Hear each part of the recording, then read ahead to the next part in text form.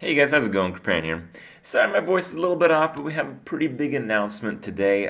It was one that I was part of. Right now, I'm at Twitch Studios in San Francisco. I'm in San Francisco because I cast some of the matches that played a role in the release announcement of the upcoming Hearthstone expansion, and it is going to be the Grand Tournament. How about that? It wasn't quite the Argent tournament. The Argent part is kind of escaped. There's some of the theme stuff that I'd like to talk about. There's actually a lot of stuff that I'd really like to talk about, but well, I've been awake for a really long time, and I really just wanted to cover some of the cards, give you guys my review of the cards, and kind of what I expect. So, Grand Tournament. What do we know? We know it's going to be 130 cards. There were 15 cards released at the event, and there was one that I think came from somewhere online. I don't really know, and we'll see that in a second. And yeah, it's a fraction. It's 15 or I guess 16 out of 130. So it's always a disclaimer. I'm going to go over these cards. I'm going to tell you how good they are or might be in some situations in the future, but this is a small slice. What's interesting about this small slice is that it's a fairly concentrated one, where because we had three players play very specific classes, we have a disproportionate amount of cards for those classes, so we can kind of see how Blizzard's idea has shaped towards, basically like reworking some of the class mechanics. So let's do some of the cards. These are like alphabetical, so it may not make too much sense. There may not be too much of a flow, but we can kind of kick it off and just see it. So again, sorry about the quality of some of the cards, but this is the best that's out there when I'm making this video. Kick it off, we got Ball of Spiders. This is actually the last card that we saw in the matches that were part of the event. 6 mana to summon 3 web spinners, and well, this card doesn't really seem so good. Dark Whispers kind of gets a little bit of a better board presence, and as it turns out, Dark Whispers for one is not very good, and well, this is a little bit worse than that on the immediate board presence. What does this tell us? Well, it tells us that Blizzard is kind of trying to come up with a new game plan for some of the classes, and we'll get to see this with some of the cards that are going to come right after this one. So, does this card really suck? For Constructed, yeah, maybe. For Arena, it kind of doesn't. It's 6 mana for 3 1/1s on the board, so it's kind of like a 3/3 for 6 mana, and you draw 3 random beasts. If you're playing Arena, well, 3 random beasts are basically just 3 cards. You're probably going to get garbage like River Crocolisk. Well, in Arena, you have those kind of cards in your deck already, so it's kind of like drawing one of them. It's not really a big deal. You have kind of like a triangular mana curve in Arena, and generally the beasts kind of follow that curve. So it's fine. 6 mana, 3/3, draw 3 cards is pretty decent. Sometimes in that stage in the game, sometimes on turn 6 or maybe turn 8, if you want to do this with a hero power, 3 web spinners can actually threaten a dangerous situation, perhaps threaten lethal. So your opponent might actually have to attack into them in that stage in the game if you're winning the life battle. By a large enough margin, and if he does so, maybe you can draw some other options. There's some stealth beasts, there's some charge beasts, there's definitely some crazy stuff that can happen, and this card is okay. In terms of the rare slot in Arena, it'll work. In terms of Constructed, well, we kind of get the idea. Blizzard doesn't want people to roll face hunters. They want hunters to try the control game, and throughout these cards, you'll see this shift in playstyle that Blizzard is trying to promote. Next card up, we have the Koldara Drake, and this is probably like the most seemingly broken card when it came to the release today. It's a 6 mana 6/6. More importantly, it's a dragon, so they are still releasing some of the tribes, and dragon is one of those tribes that just needs more dragons to be decent. So this is a mage-only dragon, and it makes it so you can activate your hero power multiple times a turn. So you can use your hero power if you have 10 mana after playing something on a following turn. You could use your hero power 5 times, and maybe you guys will see there's some synergy with this card as well.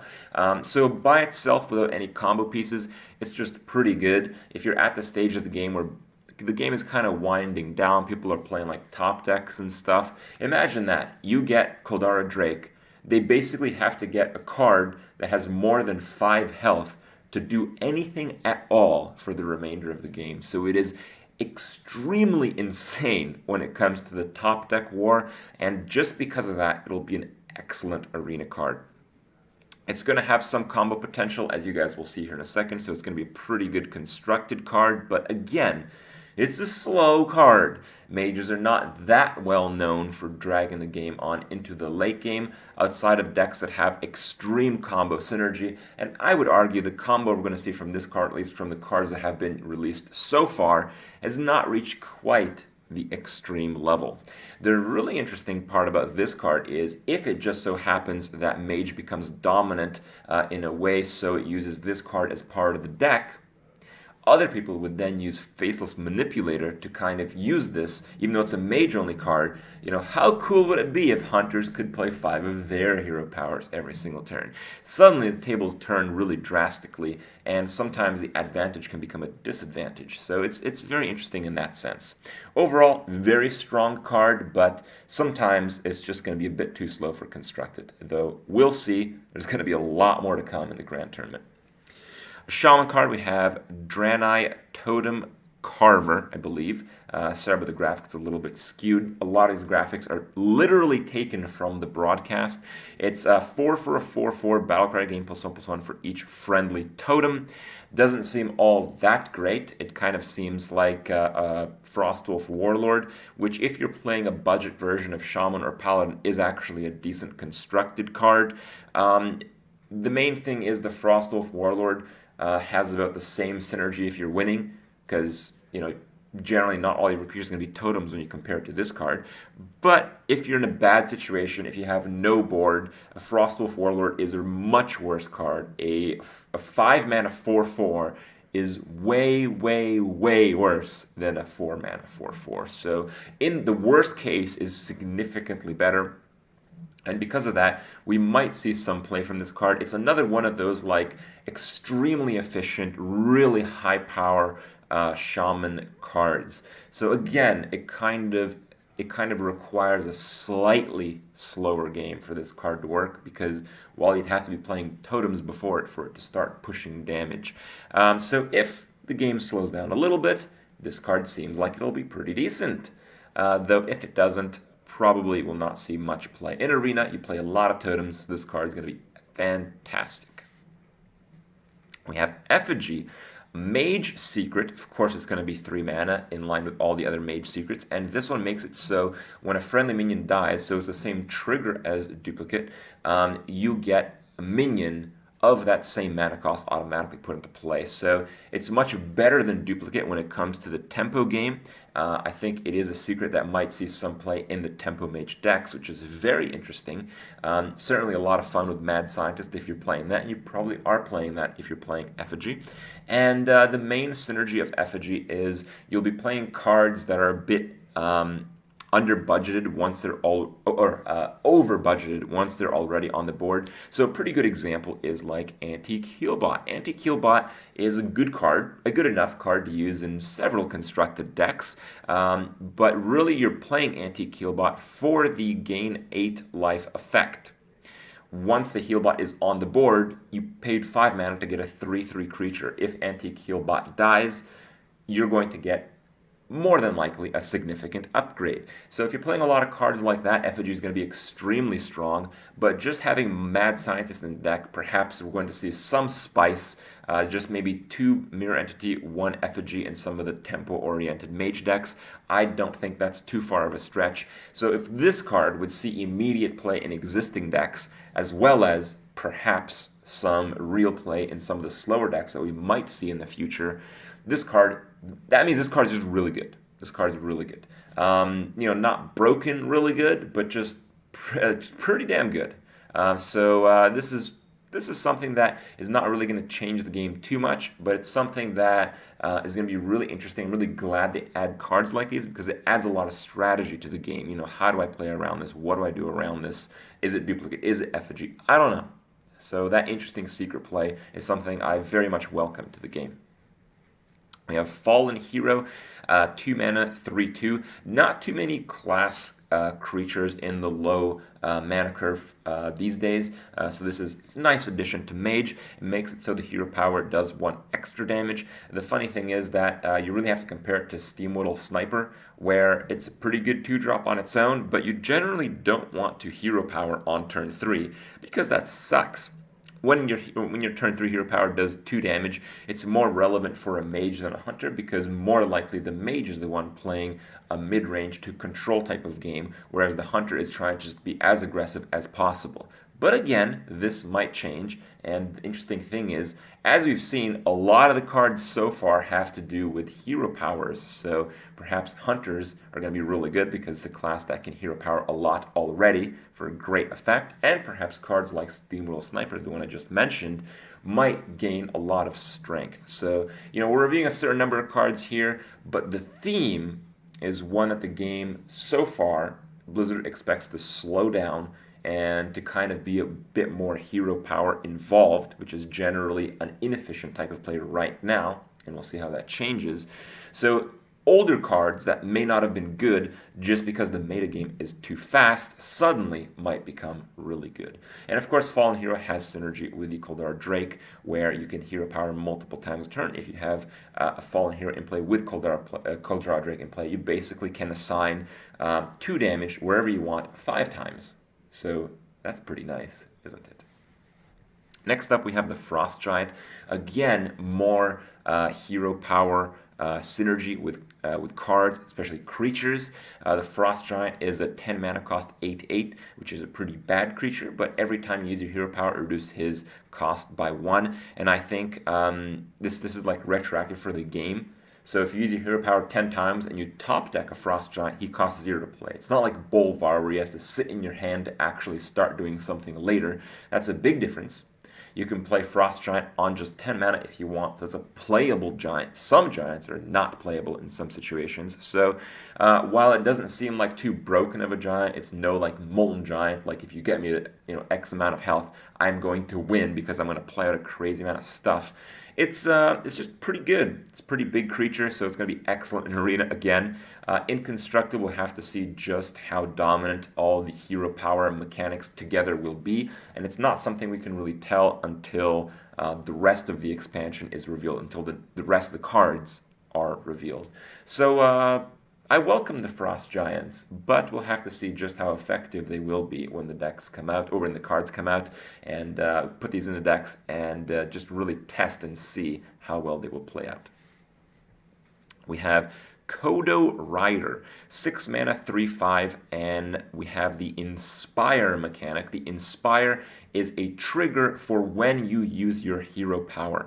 So if you have 8 mana, you can play Kodo Rider and you can use your hero power to get another 3/5 War Kodo.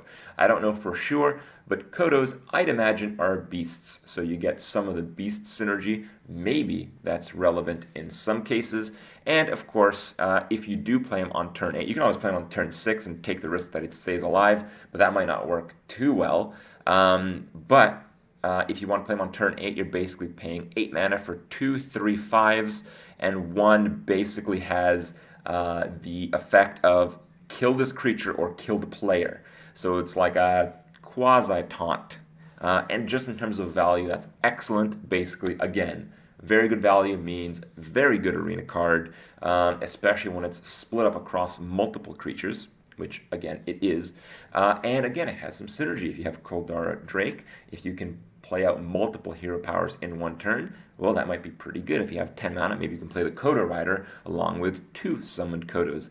And if both those cards stay alive, which is going to be unlikely, well, there's going to be some crazy shit that's going to go down. So I'm looking forward to that. And we have Lock and Load. I think this is one of the cards that had the biggest turnaround. So in what I cast today in the Blizzard event, we saw some players play out these cards. When I looked at Locked and Load for the first time, if I had done this review before we saw the card, before we saw it see some play, I would say this card sucks. Because generally when you're playing Hunter, you want to unload everything you have into your opponent as fast as possible. And this card, for each time you cast a spell this turn, you add a random Hunter card to your hand. This makes it so you have an incentive to save cards when you have a lot of mana crystals to play out a huge string of spells and hopefully draw more spells to basically just fill out your mana pool, draw a bunch of spells, and just have a crazy turn from nothing. And as it turns out, this card just played in the mid game kind of works. If you have Hunter's Mark, if you have Tracking, those two cards synergize extremely well with Lock and Load. I don't know if we'll see some of the other granular Hunter cards, Hunter spells that don't necessarily work too well, but I was really impressed by the value and effect of this card. So I still kind of have my doubts that it'll be very good, but it's not bad. It's not bad. We'll have to see how the game shifts, and this is certainly a card I'm going to build a deck around and probably have a lot of fun with. Then we have the lowly Squire. Again, we have another 1-mana Squire. So now we kind of have to... The downside of this card's existence is that we have to extend our vocabulary of cards. Squire is not just an Argent Squire. A Squire could mean an Argent Squire or a lowly Squire. So we have to call Argent Squires what they are and lowly Squires what they are. Lowly Squire is a 1-mana 1/2, and the Inspire effect again triggers when you play out a hero power effect. It gains +1 attack. Hero powers that involve doing 1 damage can basically make it so you can play this guy on turn 1, and on turn 2 you can use your hero power. He will have 2 attack, and your hero power makes it so you can have that additional damage, and that basically kills almost every 2-drop in the game, and that's pretty cool. That makes it a pretty decent arena card again. For constructed, maybe it'll hit up some of the slower decks. It's just kind of hard to tell. Hard to tell right now. We need to see a lot more Inspire effects and how they'll work throughout the game to see just how valuable overall the effect is. Because, yeah, you might have lowly Squire, and it's probably not worth it a hero power just for this guy. But let's say you have 2 lowly Squires. And, well, let's say you have some of those Kodo dudes. Well, suddenly, playing a hero power might be better than actually playing anything else in your hand. And if we get to that stage, if we get to the stage where you have that many cards that synergize with your hero power, the game is completely different. And it's really hard to gauge what works in that environment and what doesn't work in that environment. Continuing on, we have Maiden of the Lake. 4-mana 2/6, and your hero powers cost 1. So it's important that this card does not reduce the text is not to reduce the cost by 1, it sets it to 1. So that means that if you have 2 Maiden of the Lakes, the effects will not stack. You will not have a 0-mana hero power and blast the crap out of your opponent for infinite damage with a Koldara Drake. But if you have Koldara Drake and Maiden of the Lake, you can use your hero power 10 times, or maybe more if you have cards like the Coin or Innervate to extend your current mana pool. So some crazy stuff. You can have Maiden of the Lake, you have Koldara Drake, you can have the guy that does 1 extra damage on your hero power, and you can just have some, merciless combos with Mage and perhaps some other classes if you somehow acquire a Koldara Drake. On a card by itself, Maiden of the Lake is not too impressive, but again, we've seen so much synergy already that the synergy of the cards has to be taken into account, but can't really be because we can't gauge the full view of what's going on. We have 16 out of 130-ish, right? So the synergy is still a mystery, but as it stands, often it will be a Oasis Snapjaw. And I am actually an Oasis Snapjaw expert. I can tell you guys that Oasis Snapjaw is a pretty good card in Arena, but to make an Oasis Snapjaw good, you have to play it on turn 4, so it punishes all the low drop minions played before it, but on turn 5, you have to play a good creature. So it's kind of not that effective to play Maiden of the Lake. The main situation that's going to be good in is if you can play it on 4, punish the low creatures just like the turtle would, and then on 5 you can hero power for 1 and play a good 4-drop again. So if you have like a Yeti, for instance, and that would be pretty good. Or okay, piloted Treader, I guess, is what we're running these days, right? We're not talking about Arena here. We're talking about constructed. So you want to play a Shredder and then hero power, and that makes it the tempo game. It just keeps going. And that's kind of what you want to be doing in Hearthstone. Really cool card. Again, this card doesn't seem that impressive right now, but I am sure it will be once we see the rest of the cards. Then we have Nexus Champion Sarat, the legendary of the bunch that we saw today. 5 mana, 4/5, and the Inspire, again, triggered when you play Hero Power as a random spell to your hand. So if you make your Hero Power cost 1 of the Maiden of the Lake, and you have Koldar Drake somehow, well, you can get 10 random spells. And that wouldn't really work because then you'd mill yourself because you probably wouldn't cast the spells unless the spells are Innervate. But they might be. And then you might have more than that. So it's really cool. It's just really, really crazy-ass combos already from just a few cards. This one makes it so you might have just some ridiculous combos, kind of like the Nefarian effect, where there's such wild possibilities that it's impossible to really gauge an expected effect. But I'm sure that, very high-tier players will understand how many spells are in the game, just as nowadays we know how many creatures are relevant in the case of Piloted Shredder. Often in a high-level play, you can consider your odds of winning. They might basically be 1%, and then you can consider maybe killing off their Shredder with some outrageous card that you normally wouldn't, because if you get a Doomsayer or like an Explosive Sheep, you'd actually win the game, and you'd calculate the odds and find that's like a 2 or 3% chance of happening. Well, with Nexus Champion Sarat, if you have like 10 mana, your opponent's at like 3 life.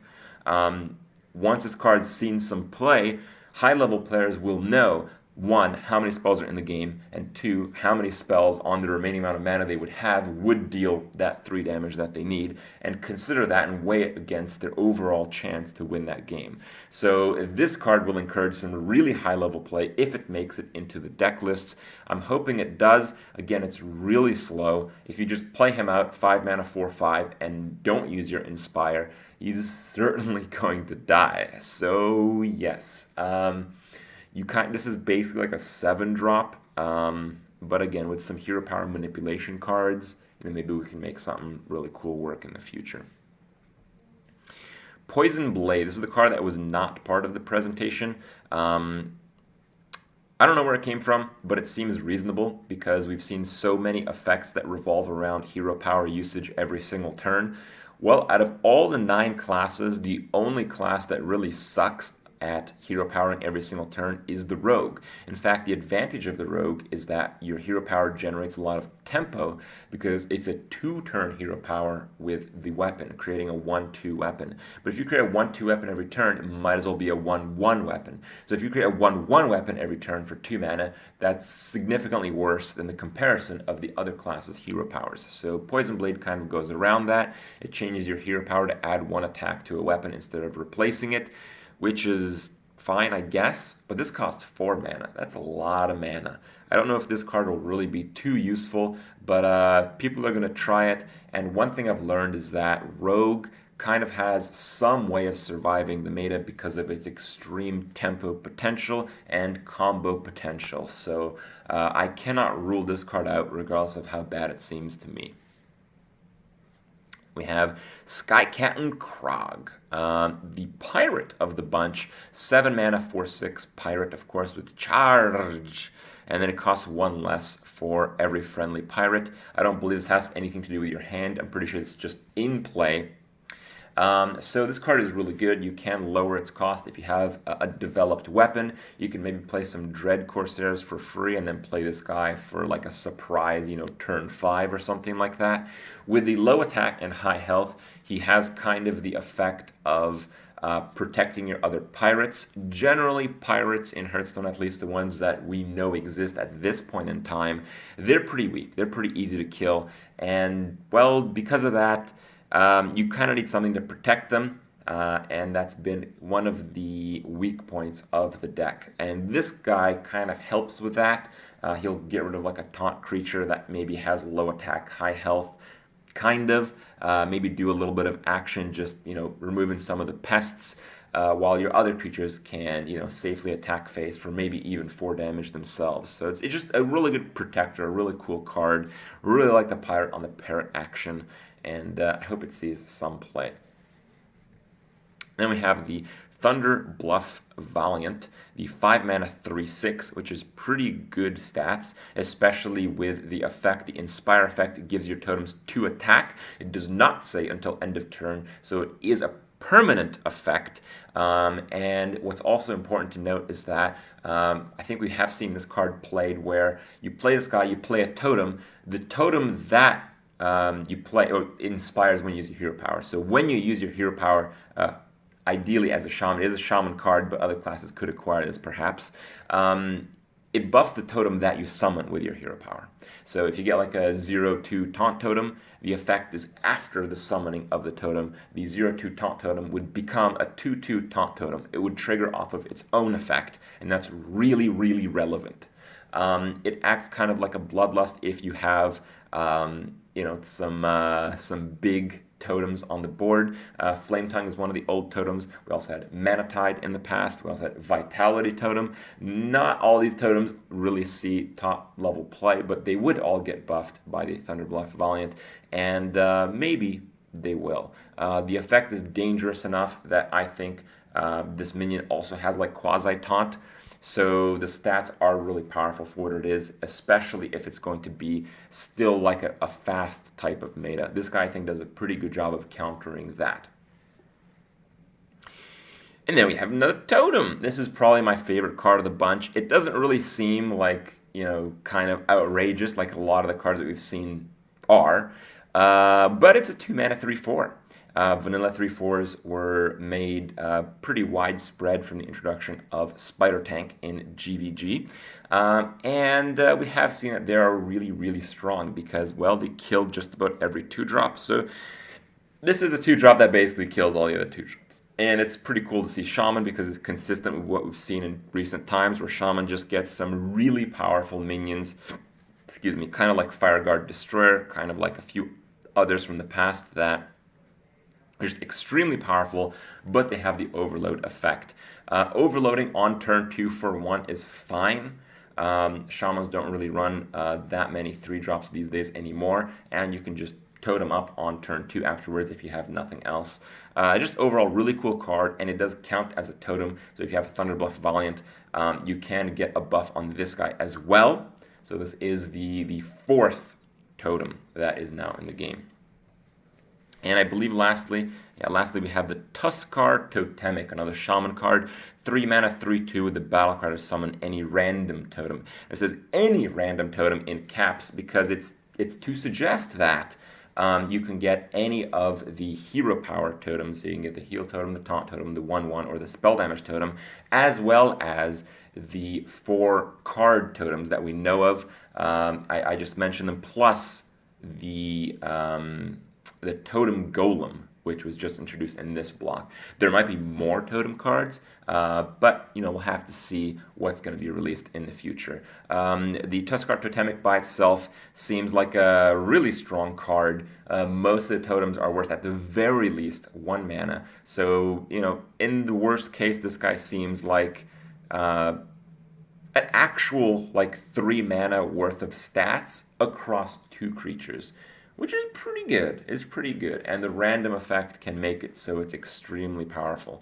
The one issue to consider is that the Tusk card Totemic doesn't work all that well with some totems. While it might seem really nice to get a Flame Tongue totem, summon effects that are just, effectively on the board, not a creature that you play, you do not get to position them, and a Flame Tongue totem might just end up on the right side of the board, which wouldn't really get optimum effect. So there are some circumstances where some totems might not be as useful as they normally are, but overall, I have to give the card a pretty nice pass.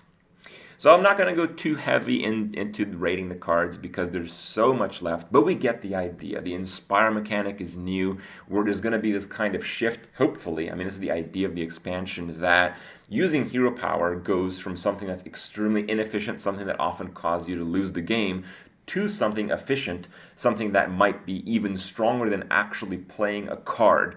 And this difference makes it so it's just radical change. It's just in such a completely different direction than what we've seen decks line up with, that it's extremely hard to predict what classes will work, what combos will work, how this will really compare to normal decks. But all this will start to become more and more realized as the cards get released. And of course, I will update you guys and review whatever comes out when it does. For now, I hope you guys enjoyed my review. I hope you guys are excited as I am about the grand tournament. And of course, see you guys tomorrow.